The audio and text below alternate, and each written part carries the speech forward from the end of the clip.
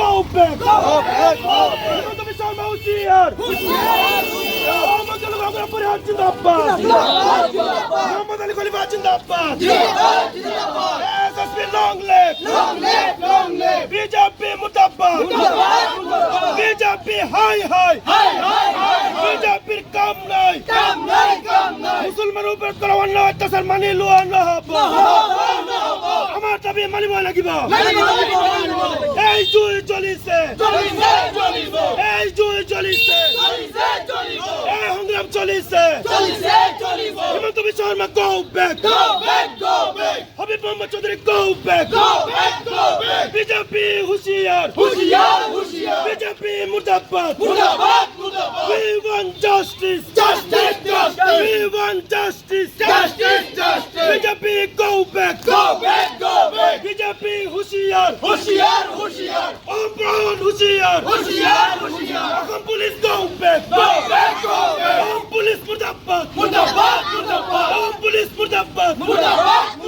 Habib Muhammad Chowdhury মুর্দাবাদ BJP go back BJP হুশিয়ার BJP মুর্দাবাদ সংগ্রাম পরিষদ জিন্দাবাদ হাবিব মোহাম্মদ চৌধুরী মুর্দাবাদ আমি হাবিব মোহাম্মদ চৌধুৰীক এই ৰাজপথত খাৰা হৈ আপোনাক আমি সুধিব বিচাৰিছো আপুনি কাৰ বলত বলিয়ান হৈ এই দুখীয়া নিচলা মানুহক আপুনি লেংটা কৰাই মাৰিব বুলি আপুনি ভাবুকি দিছে জুই লগাই ঘৰ জ্বলাই দিব বুলি আপুনি ভাবুকি দিছে আপুনি কাৰ বলত ইমান বলিয়ান হৈছে আপোনাক এই কথাখিনি আমি সুধিব বিচাৰিছো আপুনি যেনেকা মানুহক লেংটা কৰি মাৰিব বুলি আপুনি ভাবুকি দিছে ২৬ৰ নিৰ্বাচনত এই সংখ্যালঘু ৰাইজে আপোনাক ৰাজপথত লেংটা কৰি উৎসৱ কৰি আপোনাক বিদায় দিব আপোনাক গাজুস্ব কৰিব আপুনি পাহৰি নাযাব আপুনি বিজেপিৰ বলত বলিয়ান হৈছে এই আপোনাৰ দৰে এজন মানুহক এজন নেতাক আমি ৰাইজেও গছকিব পাৰিম গতিকে আপুনি হুঁচিয়াৰ হওক আৰু এই ৰাইজৰ বাবে এই ৰাইজক যেনেকৈ আপুনি উচ্ছেদ কৰাইছে তেনেকৈ আপুনি সংস্থাপন দিয়ক আৰু যদি সংস্থাপন দিব নোৱাৰে আপোনাৰ দৰে নেতাক আমি কেনেকৈ কাণত ধৰাই আঁঠু কৰাই ৰাজপথত ৰখাব লাগে সেইখিনি ব্যৱস্থাও আমি কৰি আছোঁ কোনো দুষ্ট চক্ৰই হিন্দু মুছলমানৰ ভিতৰত ভাতৃঘাতী সংঘাত সৃষ্টি কৰিবলৈ তেওঁলোকে অপচেষ্টা চলাইছিল আৰু মই যি ঘৰৰ সন্মুখত ৰখি আছোঁ এই ঘৰৰ ব্যক্তিজন হ'ল সংখ্যালঘুৰ চেয়াৰমেন হাবিব মোহাম্মদ চৌধুৰী মই তেওঁলোকৰ বুজ ল'বলৈ আহিছিলোঁ মোৰ সংগ্ৰামী সতীৰ্থৰ লগত অনা নাই কিন্তু যি পৰিৱেশ দেখিলোঁ মই মানুহৰ মুখৰ পৰা শুনা পালোঁ এইজন হাবিব মোহাম্মদ চৌধুৰীৰ নেতৃত্বত হাজাৰ পৰিয়ালক আজি উচ্ছেদ কৰিছে